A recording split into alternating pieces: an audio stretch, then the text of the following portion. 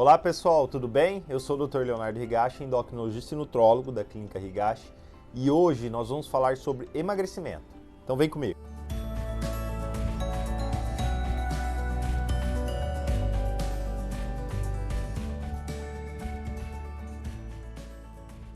Uma das perguntas que mais recebo no meu dia a dia é: doutor, como faço para emagrecer? Eu tenho muita dificuldade, já tentei de tudo. Então eu resolvi gravar esse vídeo para vocês falando sobre 10 passos importantes que, na minha visão de especialista, acho importante para quem busca um emagrecimento saudável. Primeiro ponto importante é o que leva uma pessoa a engordar. Logicamente, o excesso de peso é uma condição multifatorial.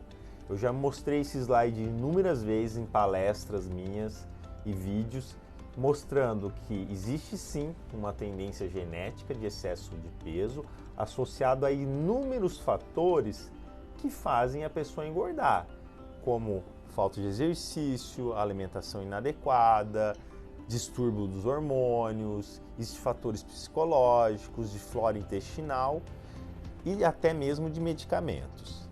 Então, o primeiro ponto que eu queria falar com vocês é a respeito sobre déficit calórico. Não há dúvida que o mais importante para emagrecer é a alimentação. Não importa qual dieta que você faça, o mais importante é você fazer um déficit de energia. Ou seja, se você gasta 2.000 calorias, não adianta você consumir 2.000 calorias. Você não vai sair do lugar. Você sempre tem que fazer um déficit energético, independente da dieta. Se a dieta ela for baixa em carboidrato, baixa em gordura, paleolítica, mediterrânea. Porém, os estudos já mostraram que numa mesma dieta, com a mesma caloria, uma dieta mais baixa em carboidrato é que melhor responde, como esse estudo mostrou, principalmente nos primeiros 6 meses de tratamento. Depois, a tendência a longo prazo é diminuir essa diferença entre as dietas convencionais, mas o importante, com certeza, é o déficit energético. E para eu saber, então, quanto de déficit energético uma pessoa precisa, o ideal é fazer uma avaliação, pelo menos de uma composição corporal, que pode ser feito através de um exame chamado de bioimpedância, e mais precisamente, para eu saber quanto de energia que a pessoa gasta, ela pode fazer um exame chamado de calorimetria, que é um exame que mede, através do consumo de oxigênio e o consumo do gás carbônico, quanto de energia e qual o metabolismo basal da pessoa, ou seja, quanto que ela gasta de energia. Lembrando que quanto maior o déficit calórico, maior é a perda de peso.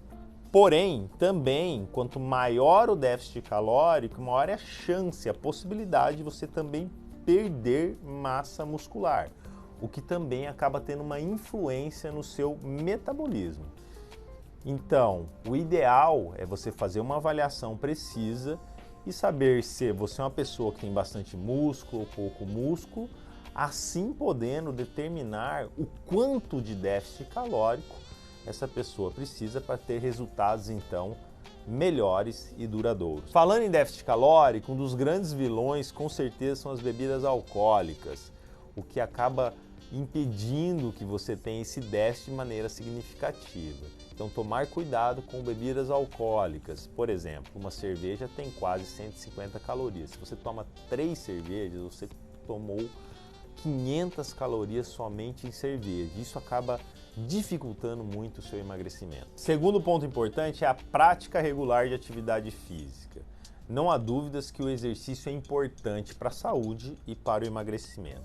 Porém, as pesquisas mostram que para você emagrecer usando o exercício como fonte de emagrecimento, são aquelas pessoas que praticam 1 hora pelo menos 6 vezes na semana. Agora, se você tem pouco tempo de realizar atividade física, vocês têm que aprender a treinar de maneira intensa, né? Os estudos mostram que um treino HIIT, que é o High Intense Interval Training, você consegue a mesma efetividade de emagrecimento que o treino moderado com 40% de tempo menor. que é uma saída para aquelas pessoas que não têm muito tempo para fazer atividade física e assim também obtendo bons resultados. Outra estratégia interessante para otimizar o exercício como forma de emagrecimento é praticar o exercício em jejum. Estudos já demonstraram, inclusive já gravei vídeo sobre isso aqui, que uma atividade física aeróbica em jejum pode propiciar a perda de peso, inclusive fazendo mais oxidação de gorduras, né? Então poderia ser uma estratégia também válida para o emagrecimento. Lembrando que a maioria desses estudos foram feitos em pessoas jovens e saudáveis, não sendo indicado fazer exercício em jejum nas pessoas mais idosas ou que tenham comorbidades ou tomem algum medicamento que impossibilitem isso. E é muito importante, tanto na atividade física como na alimentação, estímulos diferentes. Lembrando que nosso corpo se adapta muito fácil a qualquer tipo de atividade física, a uma alimentação. Então, estímulos diferentes sempre vão gerar mais resultados. Terceiro ponto, vamos falar sobre equilíbrio hormonal. Não há dúvidas que os hormônios são fundamentais para o emagrecimento. A grande maioria das pessoas que estão acima do peso estão com uma coisa que a gente chama de resistência insulínica. Insulina é o hormônio que é liberado com a alimentação, principalmente carboidrato, que bota a glicose para dentro da célula. O problema é que uma vez que a pessoa engorda, principalmente na região abdominal, essa insulina começa a não trabalhar direito. E aí cada vez que ela come, ela tem que liberar mais insulina para botar a glicose para dentro da célula. E nós temos duas vias metabólicas de ação da insulina, uma da KT-PI3 quinase que bota a glicose dentro da célula, essa via fica resistente, e a via da MAP, que é uma via anabólica, que nunca fica resistente. Então, a resistência insulínica cada vez gera uma hiperativação da via anabólica, gerando mais acúmulo de células de gordura. E para o emagrecimento é importantíssimo tratar a resistência insulínica, seja diminuindo o estímulo alimentar da insulina, como por exemplo a redução do carboidrato, fazendo atividade física. Também o jejum intermitente pode ser uma estratégia interessante e até mesmo medicamentos quando bem indicado. Outros hormônios fundamentais para emagrecer são os esteroides sexuais. Eu já mostrei para vocês aqui que a menopausa faz acumular mais células de gordura, principalmente na região abdominal. E infelizmente, como mostra esse estudo, quando a mulher entra na menopausa, ela pode diminuir até 30% o gasto energético e 32% a oxidação de gordura. E a reposição hormonal feminina pode ajudar a minimizar esse processo de diminuição de gasto energético e de acúmulo de gordura também. E nos homens, a mesma coisa, a deficiência de testosterona gera mais resistência insulínica, gera mais síndrome metabólica, e a própria resistência insulínica pode gerar deficiência de testosterona, gerando uma via de mão dupla de um ciclo vicioso da pior. E você fazer uma reposição também pode ajudar no processo de emagrecimento. Outro hormônio fundamental para o emagrecimento são os hormônios tiroidianos. Estima-se que 30% de todo o seu metabolismo, todo o seu gasto energético seja dependente do hormônio tiroidiano. E pequenas alterações podem já ter uma influência no peso e no metabolismo. Então é fundamental que esse hormônio também esteja equilibrado. Quarto ponto importante é saúde intestinal.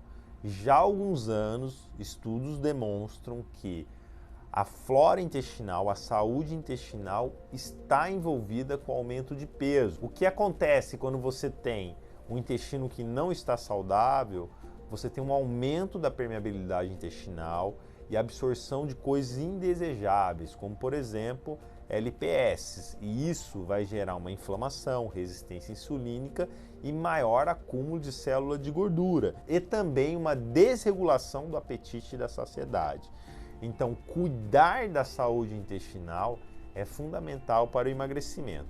E a coisa mais importante para você cuidar do seu intestino é ter uma alimentação mais natural possível, consumindo muito vegetais, legumes e verduras. Pelo menos 6 a 9 porções por dia de vegetais, legumes e verduras e frutas. Aliás, esta é a regra número 1 de uma alimentação saudável. Logicamente que existem suplementos que também podem te ajudar a ter um intestino mais saudável, que vai desde enzimas digestivas, probióticos, aminoácidos como a glutamina, mas nada disso vai adiantar se você não tiver uma alimentação saudável. Quinto ponto é sono de qualidade. Não há dúvidas que você ter um sono de qualidade ajuda tanto na sua saúde como também no emagrecimento. Estudos mostram que você ter menos de 6 horas de sono por dia faz você piorar a sensibilidade à insulina, aumentando a secreção de grelina, que é um hormônio que aumenta o apetite, diminuindo a sensibilidade à leptina, que é o hormônio que inibe o apetite, além de diminuir a capacidade de atividade física, fazendo uma diminuição do seu metabolismo e aumento do peso e aumento do risco de diabetes e doenças metabólicas. Sexto ponto importante é jantar cedo e ter todos os dias de 12 até 14 horas de jejum. Eu já demonstrei para vocês no vídeo anterior que teve um estudo que comparou 2 grupos com a mesma dieta, com a mesma atividade física. A única diferença era o horário de jantar. Aqueles que jantavam cedo, por volta das 7 horas, em comparação com aqueles que jantavam tarde, por volta das 10h30, emagreciam mais, em torno de 30% a mais, com a mesma dieta e com a mesma recomendação de atividade física. Então, jantar cedo e, obviamente, não comer mais nada depois, respeitando aí um período de 12 horas de jejum, o ideal é 14, que teve estudos que já demonstraram isso, que colocou pessoas obesas com síndrome metabólica e diabetes em 14 horas de jejum, e teve um resultado interessante na perda de peso e na melhora dos parâmetros metabólicos. Aliás, já há algum tempo tem se mostrado que um ritmo biológico sincronizado é aquela pessoa que dorme cedo, janta cedo, come menos à noite, ou seja, menos do que 30% do valor calórico total, acorda cedo. Isso tem um ritmo biológico sincronizado com o dia e isso está associado à saúde. O inverso está associado a doenças metabólicas, inclusive obesidade. Sétimo ponto importante é controle da compulsão e do estresse. Muitas pessoas são viciadas em açúcar. Aliás, estudos já demonstraram que o açúcar pode ser mais viciante que a cocaína. Esse estudo comparou 5 parâmetros de vício e demonstrou que o açúcar empata em 3 parâmetros de vício com a cocaína e consegue ganhar em 2, ou seja, ela consegue ser mais viciante que uma droga, como por exemplo a cocaína. E muitas pessoas são compulsivas e viciadas em açúcar e precisam de ajuda para controlar esse vício. Essa ajuda pode ser desde medicamentosa, com suplemento, com terapia, com tratamentos específicos, porque é muito difícil uma pessoa conseguir emagrecer consumindo grandes quantidades de açúcar. Outra questão importante é o controle do estresse, que hoje em dia está muito frequente, que ele altera o eixo hipotálamo, hipófise adrenal, que faz também a busca por comfort foods, ou seja, alimentos que confortam, rico em carboidratos, que também podem prejudicar o emagrecimento. O oitavo ponto importante é a respeito das toxinas ambientais. Talvez seja o mais difícil de se botar em prática no dia a dia. Nós sabemos que tem várias substâncias tóxicas que estão no nosso dia a dia, como plásticos, conservantes, agrotóxicos, metais pesados, que fazem disrupção do seu sistema hormonal, ajudando ao acúmulo de células de gordura. E para você evitar isso, você tem que ter uma vida limpa, uma vida saudável, uma vida natural, com menos industrializados, comendo comida o mais natural possível e se preocupando com o uso desses cosméticos, desses plásticos, desses enlatados. Ou seja, não é uma tarefa muito fácil, mas eu recomendo que vocês comecem a prestar mais atenção nisso, porque isso, além de ser importante, não só para o emagrecimento, é importante para a saúde. O nono ponto importante é de medicamentos. Chequem os medicamentos que vocês estão usando. Existem vários medicamentos do uso comum do dia a dia que podem prejudicar o emagrecimento. Nós podemos citar alguns anticonvulsivantes, alguns antihipertensivos, alguns remédios para ajudar no sono, alguns remédios para ansiedade, até mesmo para alergia. E não estou falando para vocês pararem nenhum tratamento médico, pelo amor de Deus, mas sim para conversar com o seu médico, para saber se esse medicamento que você usa pode estar contribuindo para uma dificuldade maior de emagrecimento. 10º ponto importante é eliminar o efeito sanfona. Estudos já demonstraram que toda vez que você emagrece, o seu metabolismo cai. Se você tem um emagrecimento importante, de mais de 10% do seu peso corporal, vai ter uma queda no metabolismo. Isso é um efeito fisiológico do seu corpo. E toda vez que você reengorda, esse metabolismo ele não volta ao patamar anterior, ele vai voltar um pouco abaixo, parece ser um mecanismo de proteção fisiológica do nosso corpo. Nós temos que lembrar que nossa genética é de sobrevivência. Nós somos os genes com maior capacidade de poupar energia numa eventual falta de comida. Ou seja, o nosso corpo não quer que você perca o seu estoque de gordura, que é a sua reserva numa eventual falta de energia.